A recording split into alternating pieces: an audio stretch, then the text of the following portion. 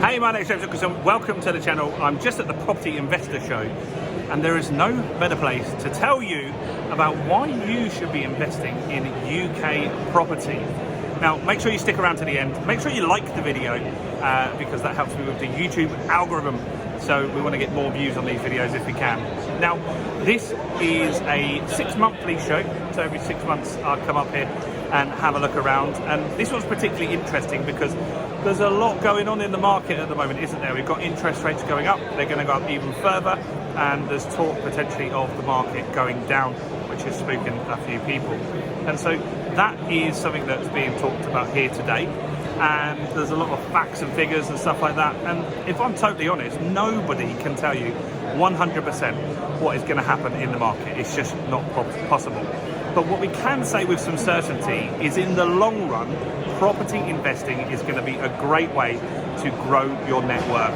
Now, every 10 years on average, properties have doubled in price in the UK, and that's happened since 1066. Now, a lot of people on the channel are saying there's going to be a big 40% crash. Well, that hasn't happened, right? And that isn't likely to happen. You do get, when you get some corrections, we've had 2008, we've had in the 90s, and they average between 15 and 20%. And so that is something that may happen, right? But in different areas, the prices will be affected differently. So, why would you invest in property? Well, I think property is probably one of the best asset classes because it's pretty easy to understand, right? I don't know about you, but I don't know about Bitcoin or stocks and shares. I've tried those things and never really had much success.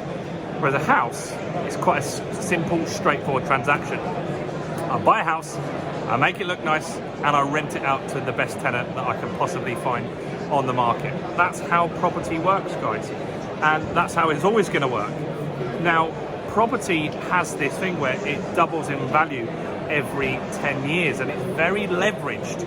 So if you want to buy a £100,000 house today, that £100,000 house, you can get into that with a deposit of £25,000. So if you put that £25,000 into that property, you are then hopefully in 10 years going to have a house worth £200,000. So you've used £25,000 to generate you in a 10-year period an extra £100,000 in your net worth.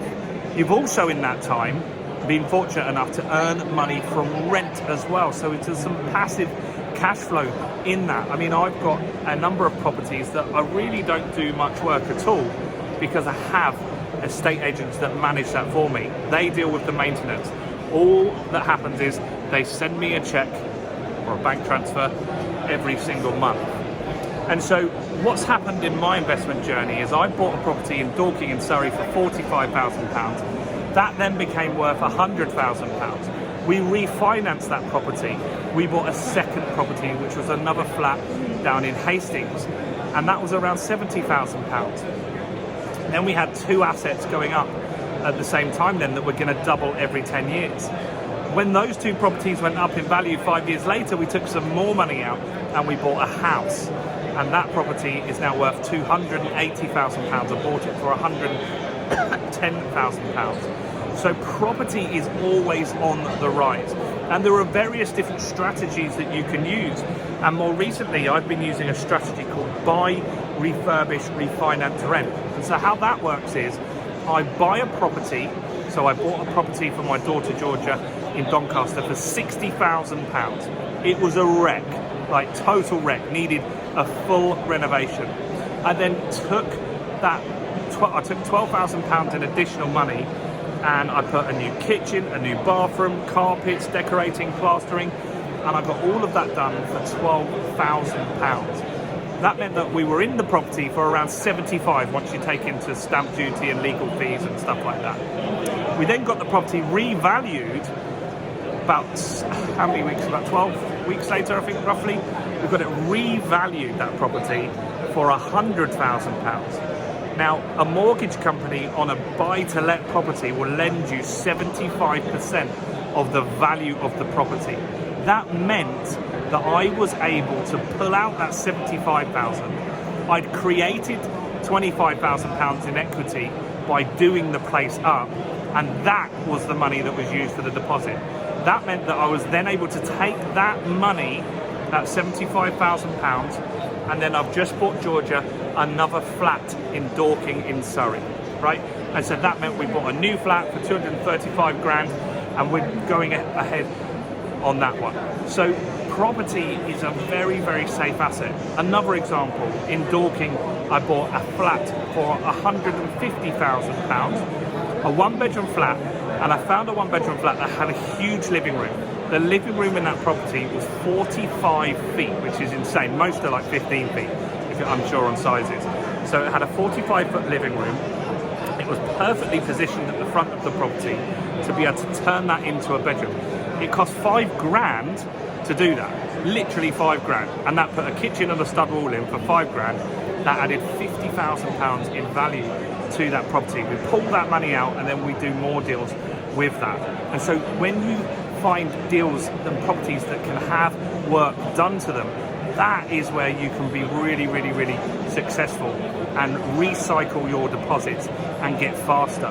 You can also use other strategies to make your cash flow even higher. So rather than just doing a vanilla buy-to-let, I rent a property in Tower Hill, right near here actually, and that property is rented. I rent it for £1,500, and then we rent it out on Airbnb by the night, so serviced accommodation, right? And that is another great strategy. So rather than making around, I don't know, £600, I think if we did it as a normal rental property, we're making over £2,000 profit per month. So you can get high cash flow strategies.